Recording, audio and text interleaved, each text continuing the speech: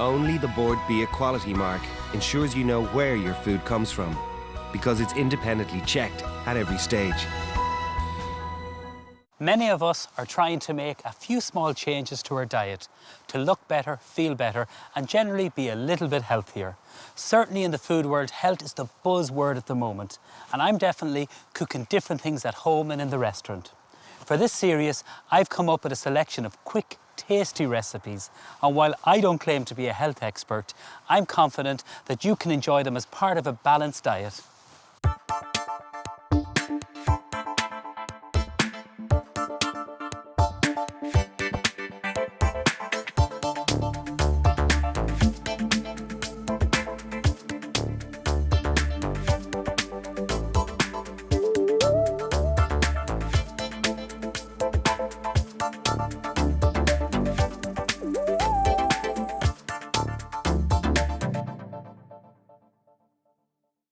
On today's programme, I'm going to cook with the inspirational Olympic gold medalist Sonia O'Sullivan. And I want to show you two great recipes, some nutty energy bites, but first of all, a really healthy and totally delicious grilled beef salad.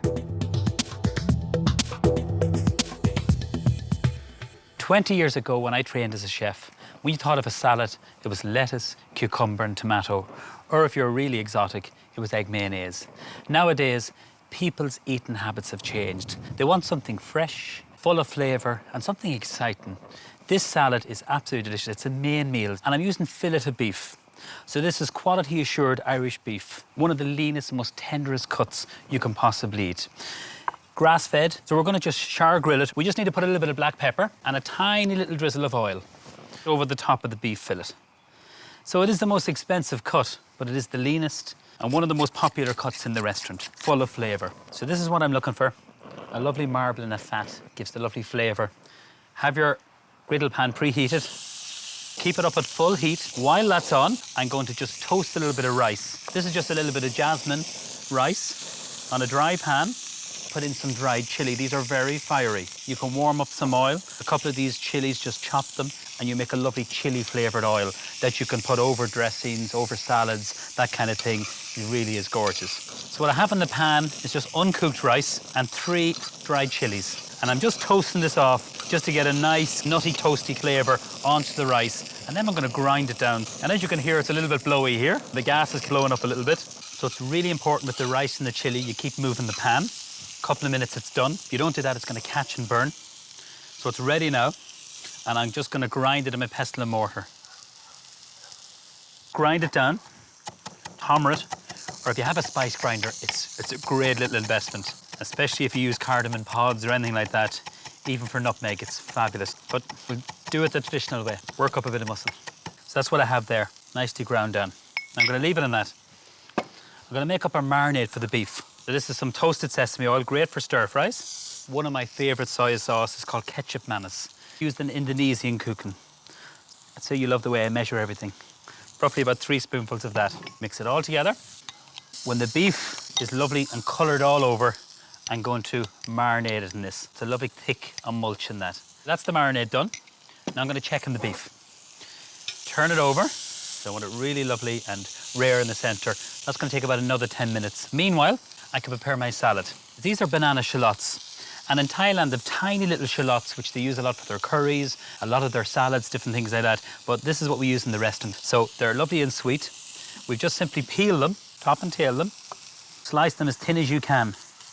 Watch the fingers, tiny little rounds of the shallot. So put them in. Now, so that's my shallots done. Turn over the beef. This is one piece that hasn't been beautiful. Lovely. Cucumber. What I've done with the cucumber is just simply peeled it, cut it like this, and we're just going to remove the seeds from it. Using a small teaspoon, scrape these out here. Keep it flat on the board, using a potato peeler when you're peeling any kind of vegetables. Chop this nice and chunky, and then it goes into the bowl with the shallots. Use 2 of the spring onions, top and tail them, hold them both together, and then just slice them at an angle, and never take your eyes off when you're chopping. Now, that goes in. So I'm going to add the chilies next. I've just sliced them really nice and thin. So that's about 1 large chilli in there. Cherry tomatoes, lovely little vine tomatoes. All I've done is just simply cut them in half, put them in there. And then I'm going to just finish it with some herbs. So I have some mint and a little bit of coriander. And I'm just going to mix this all together. Chop it quite roughly. And then that goes into your salad. And just mix that all together. Okay, let's make our dressing. And I'm going to do it in a little Kindler jar. Some fish sauce, which is called naan. Put plenty of this in here. This is where the saltiness comes through for the dressing. And we're going to sweeten it with some palm sugar. Every supermarket will have this now. Some are a little bit finer in texture, but they add a lovely sweetness to it. Or you can use some coconut sugar. For a little bit of sharpness, I'll put the juice of 2 limes into this. In Thailand, they have these small little limes called carf limes, which are tiny. You will get them in the Asian market, but your regular limes are perfect for this. Put the lid on it, make sure it's tight, and then just give it a good shake. This dressing will keep. You can have this done for a few days. So say you wanted this maybe for a lunchbox, for a nice light lunch to bring as a salad. Smells good. I'm going to take the beef off next. Lift it off. And then we're going to pour on this lovely marinade. This is the ketchup mayonnaise and the sesame oil. And it's quite interesting this because I'm marinating the beef after I've seared it off. Now, if you can leave this to rest and marinate for a couple of hours, it's fantastic. I have one already done. This has been marinating like this for about maybe 2 hours. Flip it over, and then we're ready to serve. So I'll move this one out of the way and get all my lovely salad leaves here. So I'm going to serve this as a platter. I have a lovely big plate here. Dress the salad. So you always just dress at the last minute. Mix this all through. You can use your hands if you want, it doesn't matter. And then we're going to start to cut our beef. This should be nice and pink and rare. Just perfect. It is really, really tender, literally falling apart. So a good sharp knife is really crucial. Look how good that is. And that last piece is for me. So this is the cucumber, chili, the shallot, the spring onion, lots of that lovely dressing. Some lovely salad leaves, which are just picked from the garden here. A little bit of rocket, or you can use, Lolo Rosso. And I have some of my own salads. These are some edible flowers and just lots of lovely colour. These are nasturtium flowers, everything's edible. Borage, how fresh is that? And a little bit of microgreens here. This is an interesting one called mensuna. So it's a Japanese oriental green. For me, that's a very modern, vibrant salad, full of punchy flavours, very, very healthy.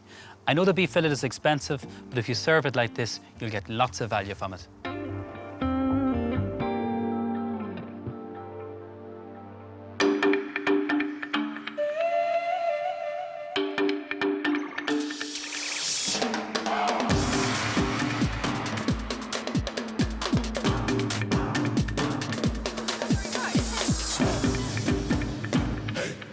Sonia, it's lovely to see you again. Thank you for the run this morning. I want to ask you just about your diet when you were training professionally as an athlete. What was it like for you? In 1992, I was fourth in the Olympics. So when you're fourth in the Olympics, then you kind of think, well, if I improve everything a little bit, then maybe I can get into the top 3. I looked at diet, fruit, vegetables, fish, maybe some rice, but not a whole lot of. I didn't really eat a lot of potatoes or pasta or typical foods that people would think that athletes would eat. The thinking was, well, the lighter you are, the faster you can go, but at the same time you need to be healthy, and not break down. So that would be where you would need the protein, such as fish, would be help your muscles repair after hard training. And the day of the race, can you remember what you ate that day, the final?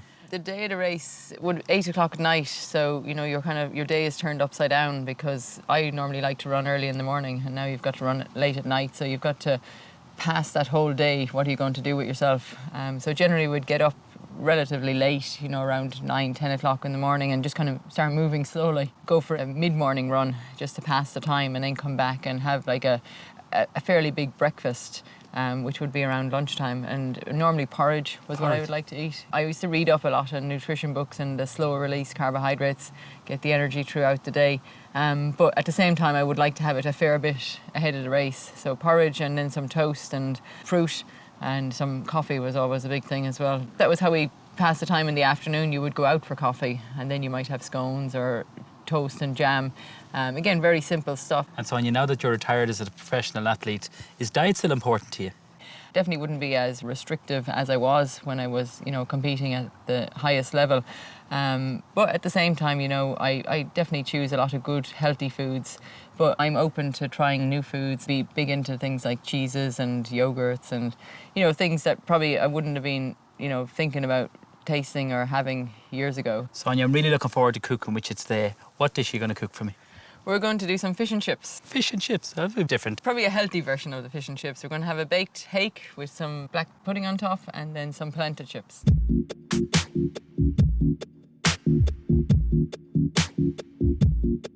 Could you take the skin off for me? It will probably be a bit easier to manage then.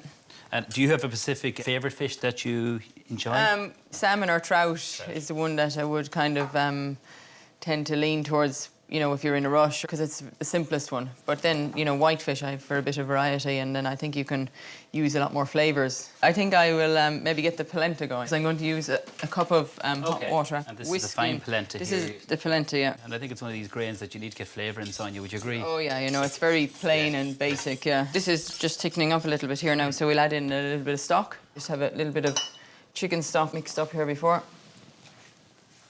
So you can put a fair bit in here, I mean, I think a little bit of cheese here, which is marinated in the oil. Labna type cheese. That's nice now, putting the cheese in it. Flavours it up a little bit, and then you see you can tip in a little bit of the oil as well. There's another variety of this as well, which the Kenyans would eat, and this is probably, I suppose, where I learned that this is a food that is good for you and good energy for running. They would make huge pots of this every day, and this was their main meal. We can just leave it there because we've got the oil and it won't stick to the pan, and it'll just cook away slowly, and we can sort out the fish. Pour out the fish. You can put the fish on here, and if you pass me the black pudding, I can sort that out. Black pudding. This is from West Cork, of course. I'm just going to crumble this black pudding here now, and maybe could you put a small little bit of oil on the fish there beforehand, yeah, and then it will help to. Say when. Oh, that's loads. Loads. In other words, it's too much. Go on, be honest. It's an interesting combination, fish and black pudding. I put this on pizza as well sometimes. Oh, it's great. lovely. Yeah. You really enjoy cooking, don't you? Oh, I do. I like to have you know. You see, I'm very slow as well, though. I take my time when I'm cooking. So then everybody gets impatient and wondering, you know, when is dinner? So not a whole lot now, just a little bit to just kind of give it a... It's a great idea, that now. So what happens this now? So this can go into the oven here for about 15 minutes or so. You've a preheated at 180? 180, yeah, 180. Perfect. Okay, lovely. Back to the polenta here. It's coming away from the pan here. It is well cooked. So what we do now is have a little tray here, and you just scoop it out of the pan. Greaseproof paper here helps to ease it for later on when you're going to cut it up. Put it in here and let it cool. Just to harden up and it will set. It looks lovely and creamy, and that's the cheese now. And it gives it a lot of flavour, and with the oil, there would have probably been salt in the oil, so it adds in. You can add salt, pepper, you know, whatever you like, really. Sometimes I put in oregano. So this now is just kind of flattened in here. Nice. It'll take shape and cool down, and it'll be ready to cut up later on. I have prepared this one earlier because... Like every good cookery show. That's fairly solid now. Yeah. Basically, you tip it out. You're going to cut it? Do you want me to get you a knife? A knife, please. It's fairly solid. That's a clever tip. It really helps a lot, And you just cut it into like chips. See, it's amazing, isn't it, how solid it becomes. And then with those now, I'd... Roughly the length of your fingers, not roughly about that. Yeah. I mean, you can do any size you like, but it's just bite size nearly now when you do this. So now I need a bowl, actually, because there's one little thing we need to do to make them crispy. So I have this, and then I have the polenta here that we used earlier, and you just put this in here. It's a great idea, so you have it soft, and then this is the crunch, Just the texture. crunches it up, yeah. That's clever. And then, because I didn't add the salt earlier on, and a bit of pepper as well, really flavour this up here now, because I know you're worried that it won't be so tasty. No, I'm not worried at all. I think with the fish and the black pudding, it's a really interesting dish you've cooked. So you can throw a load of them in there, and they're fairly solid, so they're they're great, aren't they? They're easy to handle too. This, So we have a pan here. Will I get one on for you to heat up? Yeah. While you're doing that? Should do that, Perfect. Make sure they all get coated very well here. You want a wee bit of oil on the pan? We'll have a wee bit of oil, yes. I'm going to chop some rosemary here. This is where it's great to have a chef in the kitchen with you. Go on. I often wonder, when I chop the rosemary, should I put it into the pan with the polenta or just... Well, I would, because it'll infuse the oil and it'll flavour and it'll crisp up. Like, you can make your own flavoured rosemary oil. You can just warm up that oil twice that amount and just put a couple of those lovely sprigs We were in Cork City yesterday in the Life Lab. Yeah. And when we walked outside and they had a lovely garden and it was beautiful up there looking over the River Lee. There was a fine bush of rosemary, so I thought I should have a little bit for our dinner. You were foraging for this show. I'm impressed. Sonia O'Sullivan is a forager. Put these in the pan now. Just drop them in there, it's fine. Okay. As many as we can. We don't need to do them all. We can save some for later. Maybe I should throw the rosemary in now as well. Yeah. Leave it infuse into the oil there. Brilliant. While that's cooking there, I might just have a quick look at the fish. I'll do that for you. Smell is beautiful. I know, I could smell it. That's why I thought it's time to check it. There we go. The Lovely. hake and the You happy with that? black pudding looks fantastic. So what if we put it back in and switch the oven off Yeah, where it won't do that. overcook? Okay, and it'll still keep warm. So that's off.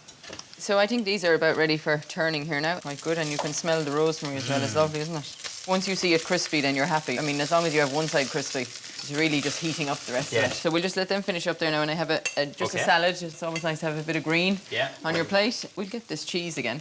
You love that, don't you? I love the cheese. Split them in half. When you're living in Australia, is there anything you miss about home? Things like the butter, the brown bread, the soda bread, the black pudding, the yogurt, Glenillan Farm yogurt. When you go to Australia, America, you cannot find any good yogurt over there. I don't know what it is, but It's the grass, you can I think. really make it very well. That's it. I'll get the fish for you. It smells delicious, this. This is something I'm going to try now myself. I like the shape of this one here. Do you like the shape of that one? I'll try and get it up here now in one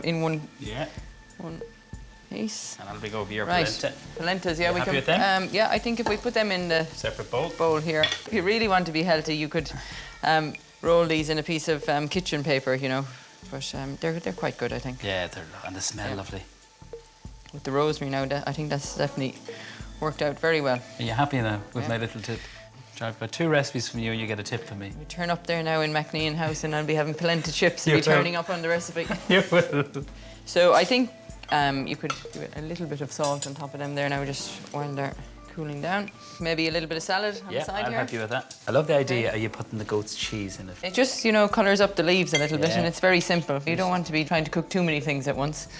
Also, there's a bit of relish I picked up at Nash 19 in Cork. Lovely to dip the polenta chips into. Well, I'm going to taste the fish first. Is that okay? You're straight in there. Well, no messing. That's the best part, Love that isn't it? pudding. Up the top and the middle part of it here is lovely. I'm going to do your suggestion now, dipping the polenta into the relish. I love the texture of that. White fish, sometimes it can be a little bit, you need a sauce on it or something, but this, you don't need any sauce, just a black moist. pudding then. That dish has so much flavour. It was a pleasure running with you this morning and to cook with you. Thank you so much. It's no problem, I thoroughly enjoyed it. It was great. You know, you got to run to earn this.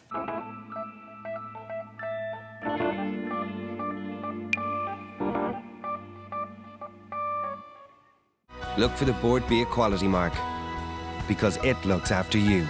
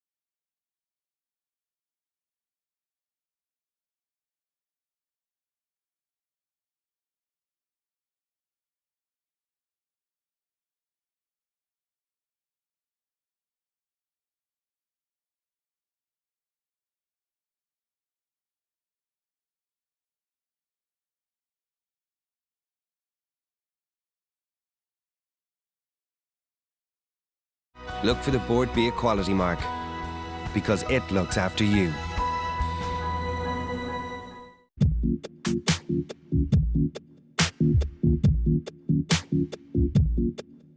Sometimes I crave something sweet, and instead of reaching for a chocolate bar or some biscuits, I love these Nutty energy bites. They're really easy to make, and there's enough sweetness in them without making them overpowering. So the first thing we got to do is blend our nuts. So we're using some blanched almonds in the food processor, some Brazil nuts, which give lovely texture, and then we have some cashew nuts. The last thing we're going to do is put in some pumpkin seeds, or you can use some sunflower seeds if you want to. We blend all this together.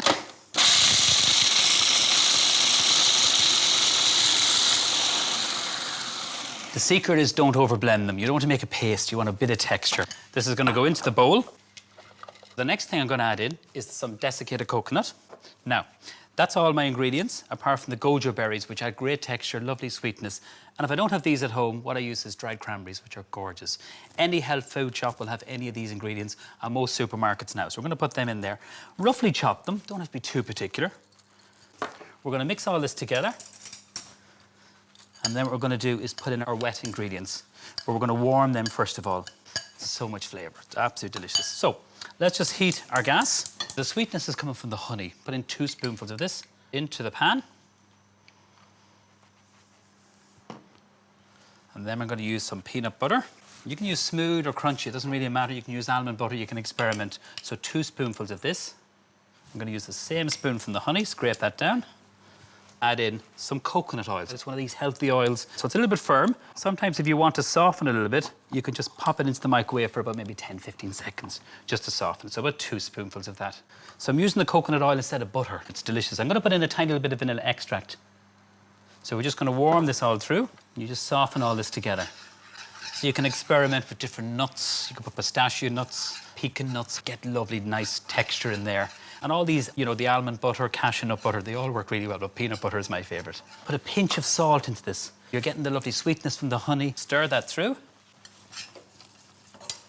So bring it over to your bowl, scrape that out. So I've used honey, you can use maple syrup if you want to. And then mix this all through. No need even to put this into a mixer. You can just do it all by hand. And then it needs to go into the fridge to set. I'd leave it for maybe an hour, 2 max. So that's what we have there. Nice little bit of texture. You have your goji berries for colour and also lovely flavour. Brings a lovely bit of sweetness. And of course, they're very, very good for you. Put it into the fridge. And then afterwards, this is what you have. It's nice and firm. And we're going to roll these. Now, before I roll them, I'm going to show you another little, kind of like a saintly snack, we call it. Kale crisps. Kale are all fashionable. There's loads of different kales. See behind me here in Airfield, they grow beautiful kales. This is the curly kale. So there's lots of different varieties. Even in the restaurant, there's a Russian kale we use. There's a Tuscan kale, and they're all quite different in flavour. This one is probably the strongest in my opinion. So what we've got to do is remove the hard core, the centre core. So just with the point of the knife, and kale is one of these kind of super greens that's very, very good for you. Part of the cabbage family. So you just remove the hard core and just kind of leave them whole like that. You don't want to be too particular. Go into a glass bowl just over here. So a tiny little bit of salt, a little bit of olive oil. You've got to make sure you coat them all. I'm going to bake these off in the oven. Tiny wee bit of black pepper. And then you just get your hand in here and you mix it all. I'm just making sure that the kale is completely coated with the oil. And of course, a little bit of salt. And then what I have is a tray here that goes into the oven, parchment paper, brilliant, nothing will stick. And we're going to bake these off about 8 to 10, 12 minutes. Really depends on the size of the kale. The oven is preheated at 150. Spread them out, and these will keep in an airtight container for up to 3 to 4 days. You can sprinkle them with sesame seeds. You can change different oils, for example, sesame oil, chili oil. So have a bit of fun with these. They're just wonderful. Into the oven. No need to cover them. You want them to crisp up. They'll intensify and they'll be great texture. And you can even serve them with a little bit of yogurt dip, a little bit of low-fat mayonnaise, something like that. So while they're in the oven, I'm going to roll the Nutty Energy Bites. I have some coconut in a little dish. You can use a small potato scoop. You can use a small little melon baller. I like to use a teaspoon. It's totally up to you. What I like about these is that you just simply roll them in your hands. You've got to squeeze them, so you just press them in the centre. So the heat of your hand will soften them, and then we just roll them. Just press them in like that. That's what I'm looking for. They don't have to be too big. It doesn't matter. You don't have to be too particular. We're going to roll them in the coconut. Now, I've tried making this with dates. Dates are okay, but I prefer this recipe. Press in the coconut and then just get a little plate. So when I roll them, what I usually do is put them in the fridge just to firm up. I prefer them from the fridge, to be honest with you. I think they're nicer to eat. So now for the kale crisps. Be careful taking them out of the oven. They smell gorgeous. And they should be nice and crispy. What you're looking for is a nice little bit of texture, if you can hear that. They've dried out, so they have the intensifying flavour and absolutely delicious. Now I'm going to serve them up. Be a nice little party food. As I say, serve with a little bit of, you know, natural yogurt, a little bit of lemon zest, a little bit of garlic in there, and just arrange them. They're a lovely little snack. Even if you want to bring them in a lunchbox, try and keep them airtight. Now, if you want to use all the other different kales, you have lots of different colour there. So there you have my two saintly snacks, the Nutty Energy Bites and the Kale Crisps. A healthy alternative instead of reaching for a bag of crisps or a chocolate bar.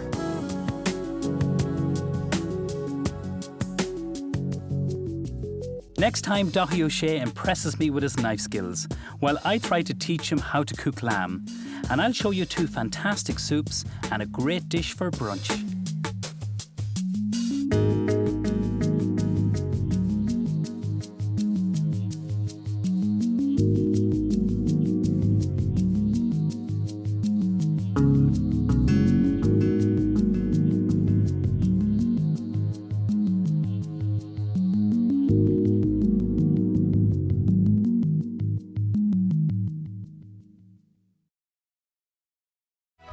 Only the Board B Equality mark ensures you know where your food comes from, because it's independently checked at every stage.